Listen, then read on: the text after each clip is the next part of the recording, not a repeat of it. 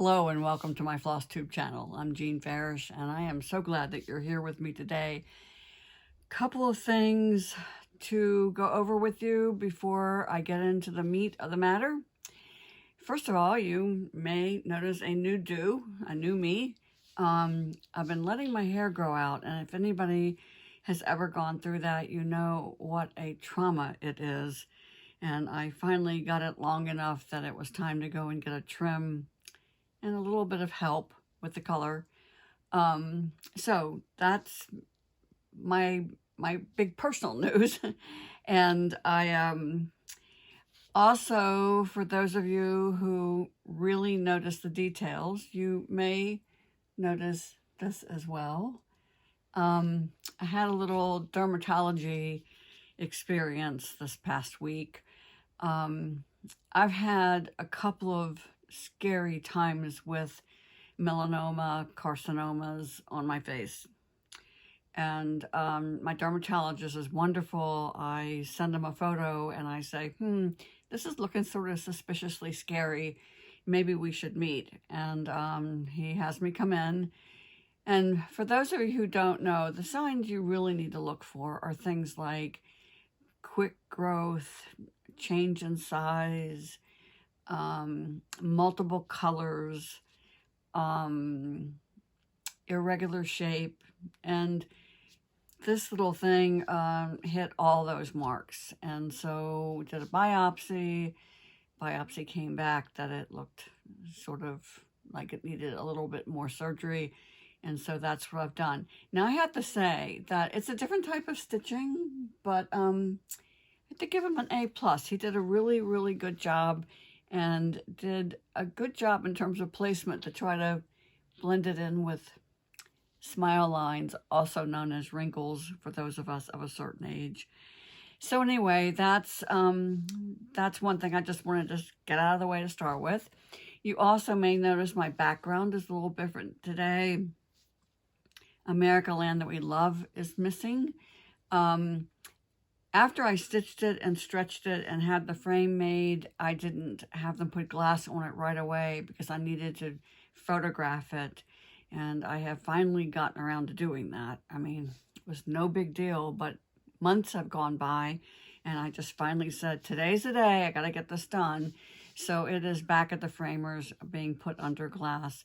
Now, of course, I also have them use a spacer. And in this case, having them use museum glass. Museum glass is pricier than regular glass, but it has so many advantages over normal framing glass. And it's something you really need to talk to your framer about. And I also, if you have several framers in your area, it's a good idea to check around with prices because it does vary quite a bit from one framer to another. Anyway, so that's what's going on with that space. I'm looking forward to getting it back so I can hang it back in its place of honor. So let's see, what else before I get back to the remounting and reframing of Jane Hattersley. Oh, just a reminder that next month, February, I'm going to be doing quite a few things in South Carolina and Florida. It's not too late, at least the last time I checked with Karen Owen down at Cross Stitch Cupboard in Fort Lauderdale, Florida. We are limiting that gathering to 15. It's going to be just in the shop. We're just going to sit around a big table and we're sort of dubbing it everything you always wanted to know about cross stitch but didn't know who to ask. So it'll just be a very open discussion about what's going on in our industry and best practices and just, you know, I've got some topics I want to cover, but I will also be seeing what questions other people have. And then afterwards, we're going to meet out on the porch and have a little bit of, well, maybe a cocktail and a little bite to eat. So if you want to join us there in Fort Lauderdale, that is February 12th. Pretty sure it's the 12th. I will put it in the episode description for sure. It's that Saturday, whatever that Saturday date is. and I'm really looking forward to it. I've known Karen for 40 years now. That's how long she's had Cross Stitch Cupboard and how long I've had my company, and it's just always a delightful time to be down there. And then right before I'm in Fort Lauderdale, I'll be in Summerville, South Carolina, teaching a couple of classes at Fire Poppies. And so for that one, you need to register either by calling the shop or sending an email. And again, I'll put all the details in the episode description. So I think that takes care of all the business. What I'm about to show you are just a series of video clips as I was doing the next steps in mounting Jane Hattersley in preparation for framing. Two of these steps I anticipated. One, of course, well, actually 3 steps. One I showed you last week, and that was clipping the original sampler from the way it was mounted, and then the plan was to remount it, which I will show you in just a moment. And then, of course, choosing a frame, well, reattaching the sampler and then choosing a frame. What I didn't anticipate was how much fun it was going to be to look at the colors that were revealed on the back of the work, which gives us a much truer picture of what the colors look like when Jane stitched this in 1832. And even though intellectually I know that the sampler colors are usually different on the back, I really was quite surprised. So I'll be showing that as well, and then a little bit about the framing process as far as choosing a frame. And as luck would have it, the frame that I chose is one that was low on inventory, so they really weren't sure that there was going to be enough.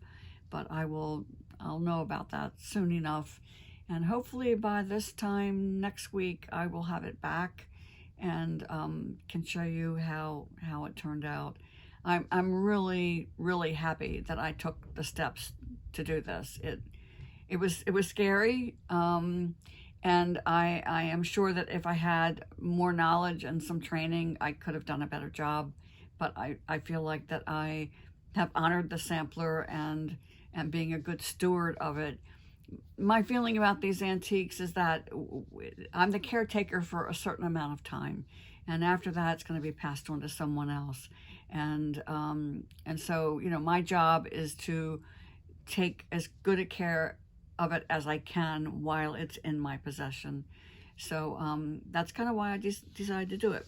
So let's take a look at the process now. Now that I can clearly see the back of the sampler, it's very easy to tweak these colors and make sure that I'm coming as close to Jane's original as possible. So let me just take you through the process here. Let me move these out of the way. So starting with the chocolate brown, I'm really happy with this match. That's like absolutely spot on. The red is also a color that I feel like that I got a really good match for. So that one's that's a keeper. And then this color was a surprise down here. This I'll come here to this the fruit, I guess it is, in this tree. Very different from what I had chosen based on the front. So that's a good one. The green is a really good match. So that was easy. The two real challenges again were the grays. The big surprise was just how much more blue this gray is. And I feel like that this is a pretty good match. One of the challenges is that Jane's threads are more matte. They're not as shiny as the floss colors, and so that kind of throws it off a little bit. And the other big challenge was this neutral, but I feel like I got a pretty good match with that one as well. So that is oh, and the pink. The pink was the biggest challenge. And let's look here at this bird. So this seems darker, but when I chose the lighter one in this family, it was just too too light, and right now it looks like my camera's really reading this as a fuchsia. It is not anywhere near as bright as what I'm seeing in the back of my camera here. But that's going to be the challenge, I think, is the pink. Now I'm on to the next phase, which is to cover this acid-free matte board with a cotton fabric that I have previously washed and ironed. No starch. I don't want to have add anything to the framing experience that I don't need to. So the challenge here is going to be to get this really, really tight.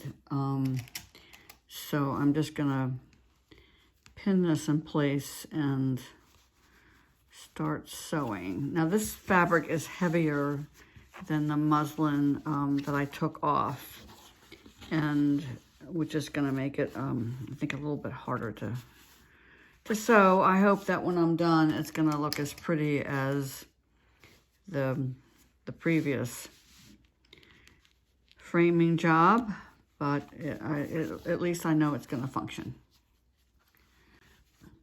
That wasn't working as well as I thought it would, so I have stretched it and pinned it back here, and now I'm going to fold this under and kind of not pin at the fold. I'm just going to sew it from one edge to the other.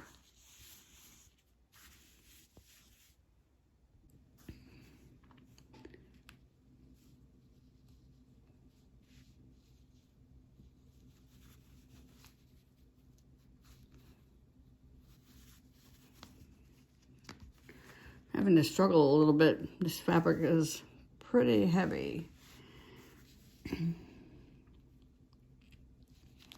think I'm going to do it one step at a time. If I slip my needle through that far, and then catch the fold. Yeah, that's a little bit easier.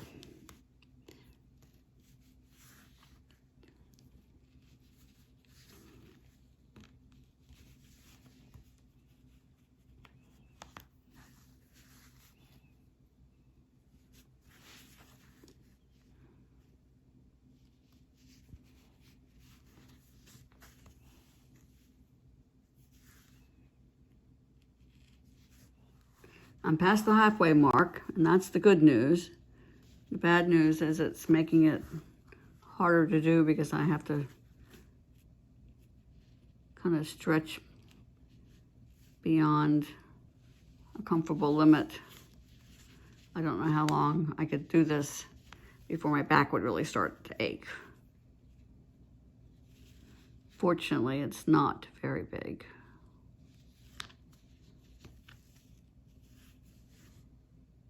Actually, if I had thought ahead, I should have made this seam closer to the edge of the board and not in the middle like I have. Then I wouldn't have to be reaching quite so far.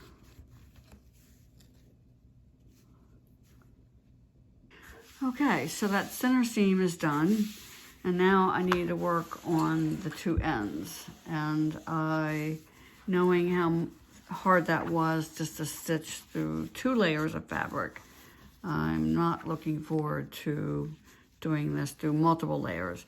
So I think I'm going to go back and trim some of this excess off that's going to be underneath this. You know, in terms of function, it doesn't really matter what this looks like, but knowing how much we were looking at how it was mounted previously, who knows if 100 years from now somebody will be looking at my framing job.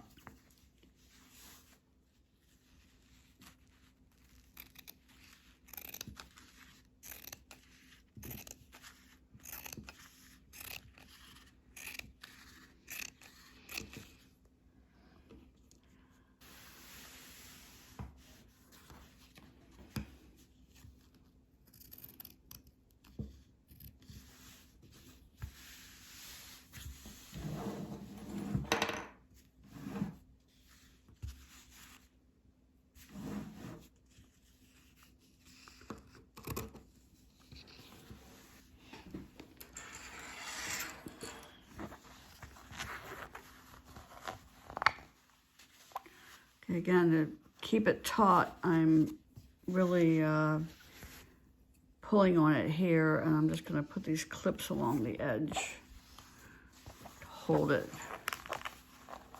until I get it sewn.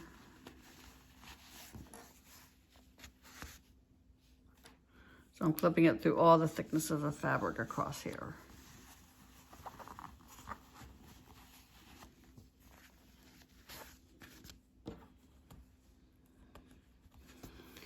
Okay, now I need to figure out the next step. I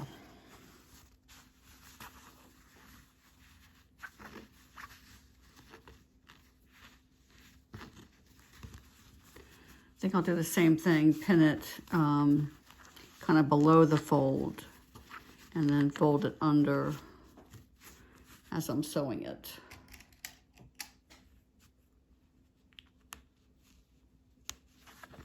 Oops, that didn't go through all the thicknesses.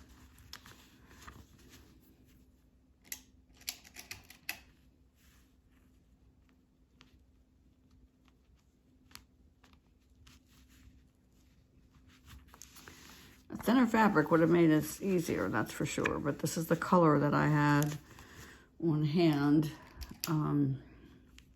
in my existing stash that was going to work. Here on the end, I think I'm just going to fold this under like this and stitch it along here. I'm not going to worry about it down here.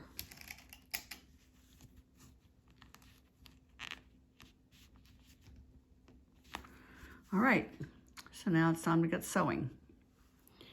Okay, so I've just done a little finger press here, just folding under that edge and folding under this edge. And now back to sewing.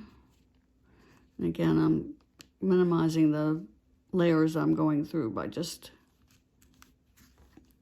actually want to take a smaller bite.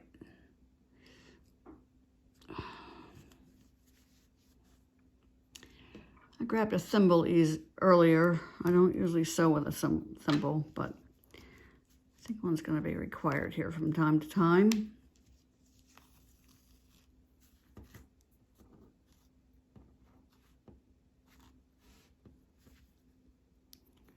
Well, and I managed to tie that right around my pin.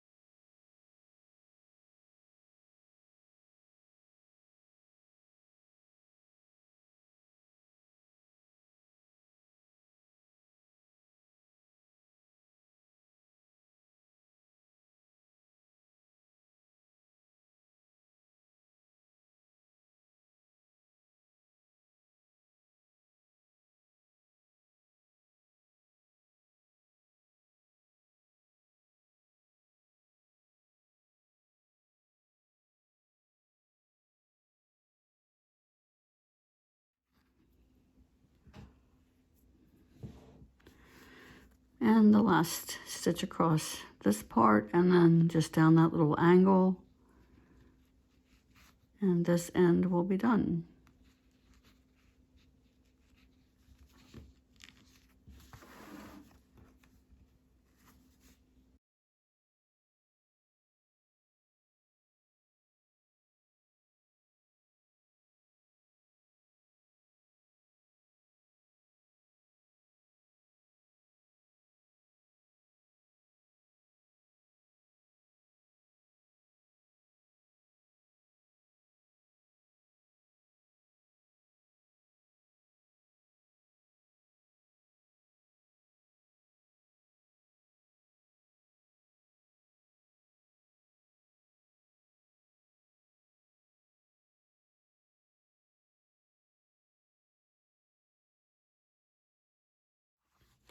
When I finished up the first end, it did bother me that I had left this part kind of loose. Not really loose, but untended, I guess I should say.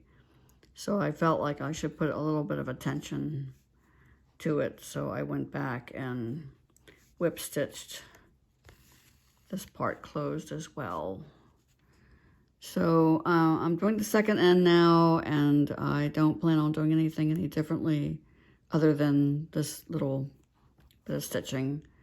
So I will get this part done, and then it will be time to reattach Jane.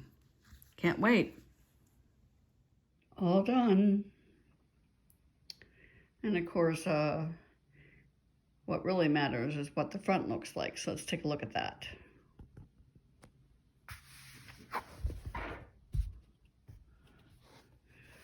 Yep. So now I just need to center the sampler on here and tack it down. I'm almost sorry to be hiding the back now. You can actually see these fold marks, and it's very evident that at some point in time it was stored. Looks like it was folded in half and then half again. And you can see kind of a dark streak along here where the fading was irregular. So now I will measure carefully, make sure I have it centered, and tack the sweet sampler down. Okay, so now for the next step. I have just very carefully put pins in the two bottom corners, and I'm going to tack down across the bottom and then tack across the top, I think. So I'm going to start about an inch up and kind of hide my knot in the edge that's going to be hidden by the frame.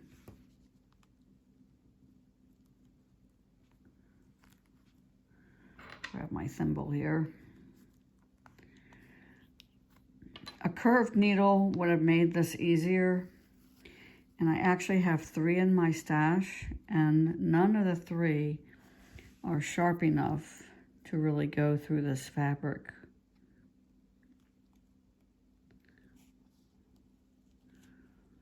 So this is going to be a little harder than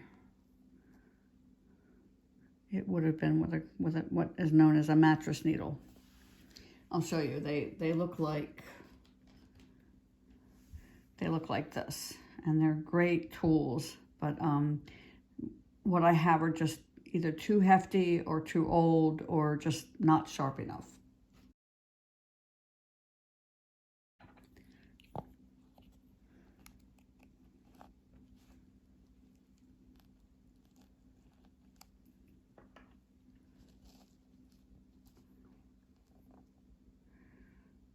And, you know, I might have to just postpone this one more day to get the right kind of needle. Having the right tool always makes a job easier. We'll try one more thing, and that is, instead of stitching parallel to the edge, I'm going to do it, I think, perpendicular. Just catch in between the cross stitches and see how that works. I feel like this is a little bit of amateur hour, and it is, because I am certainly not a professional restorer. Okay.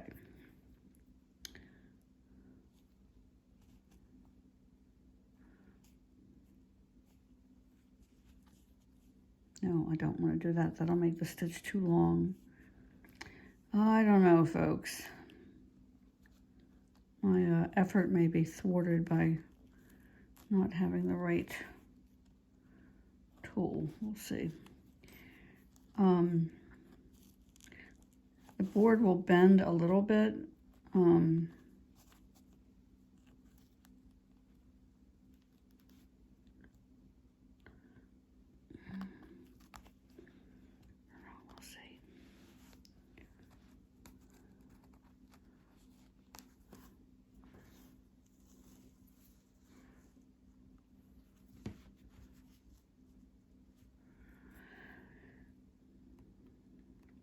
What I'm doing here is I'm catching one more linen thread past the cross stitches.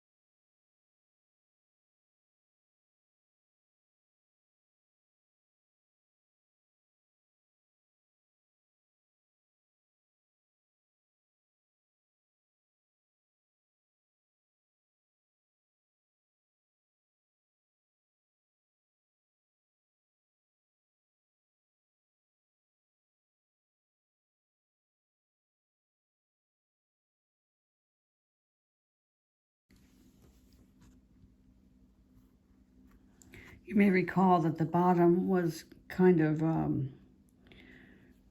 curved, and I think it's because it wasn't sewn down sufficiently.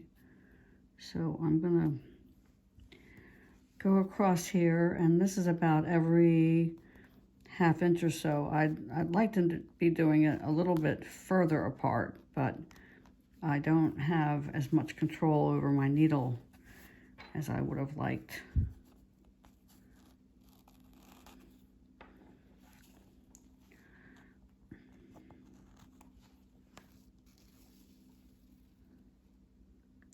So that's the idea. That's what I'm going to do all the way across the bottom and all the way across the top. And as much as I'm sure that you would love to sit here with me and watch every stitch, I think that that would be a little bit like watching paint dry. So I'm not going to subject you to that. Not expecting any surprises, and I will check back with you later.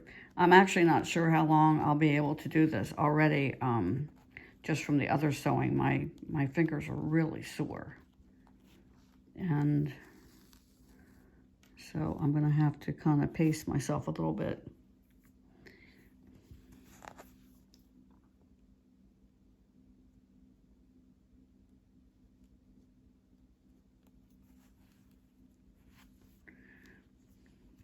But I'm pleased with how that looks so far, and feeling good about what I'm doing.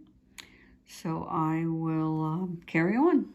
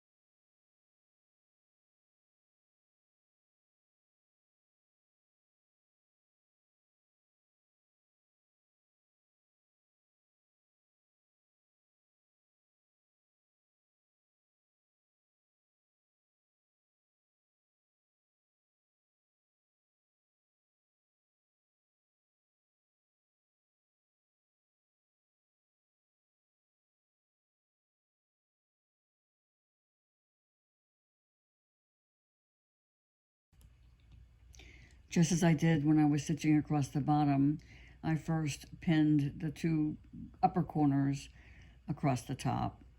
And because I needed to stretch it just slightly, I put in some pins equidistant from the edge so I could make sure I was getting the sampler on straight. And so you'll notice that once I turn the corner, I'll actually be tugging on the sampler very, very gently just to ease it into a straight line.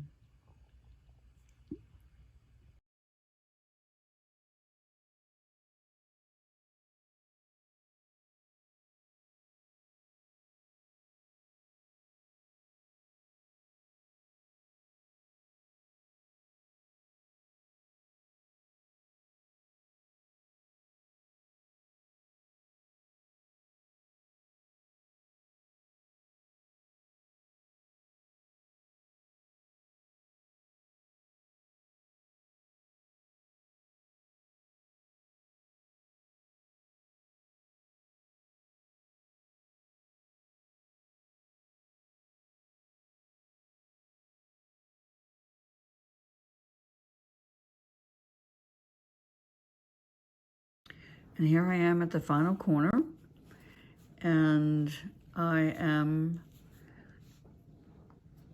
pretty sure I am not going to have to tack down the sides. I'll show you why I've come to that conclusion after I get around this corner.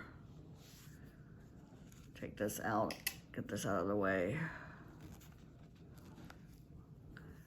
Again, this has not been hard, it's just been tedious and just trying to be really, really careful of these stitches. I definitely feel like a steward or a caretaker of the sampler. I don't feel like it's mine as much as it is that it's in my care, and it's my job to get it on to the, or pass it on to the next generation in the best shape that I can possibly manage it. So it's been kind of interesting that there's been a lot of sort of extra give here across the top that I did not notice when I was taking it undone, but I've just sort of eased it in and tried to keep it as regular as possible. Now what we have right here, it looks like a piece of fuzz. That's actually part of the letter Z that's coming undone. So I'm just going to leave that right where it is.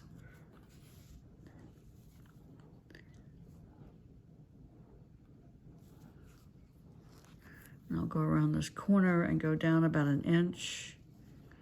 And then I think I will call it a day. Tomorrow I'll go to the frame shop and finalize my choice of a molding. All in all, I'm glad that I decided to do this. It's been an experience.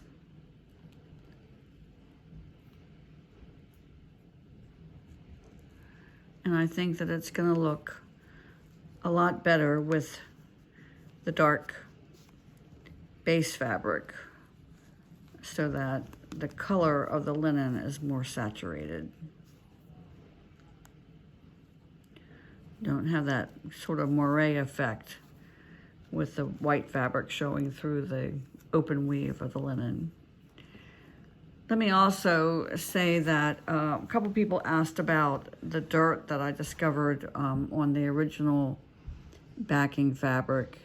And I'm sure that a professional would have had ways of dealing with it, vacuuming or possibly even washing it. I actually thought about washing this, and I wasn't quite brave enough to take that chance because, let's face it, there are no do-overs. If I washed it and ruined it, then that would be it. So bringing it over here to the edge, and then just taking a couple of stitches Even though it's not going to show, I'm just trying to keep it tiny and neat and kind of figure a job worth doing is worth doing right. Or doing well, I guess I should say. That's a better way of saying it. A job worth doing is worth doing well.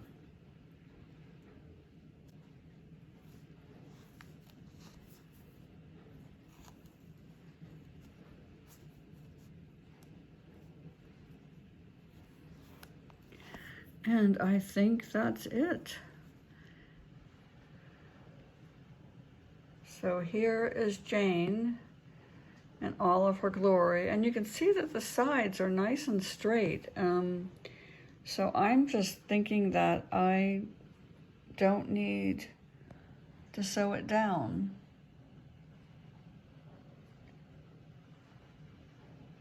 I can really get lost with all the choices of frame moldings at my local frame shop. And there are times that I can find 2 or 3 things that I love, and other times that it just seems like no matter how much time I spend, nothing really hits me just right. One thing I did discover was that I like a beeswax finish on my frames for these antique samplers. But in the end, the one that I chose was this one. I'll have more details about this next week, or I will certainly be posting it on social media. But I think I'm going to put together some floss packs of the new colors and have them available in my Etsy store. And I'm looking over there because that's where my linen supply is. If I have enough linen on hand, I'm also going to put some complete kits together. So if Jane is on your wish list, this might be a good time to get the supplies together and get her started sometime in 2022. So, oh, the other thing too I realized is that I will be at Hobby House Needleworks on Jane's birthday on April 10th. And I need to talk to Kathy and David about maybe having some sort of a celebration in her honor. So anyway, listen, this has been great to spend this time with you. And I hope that wherever you are, you can stitch happy, stay safe. I'll see you next week.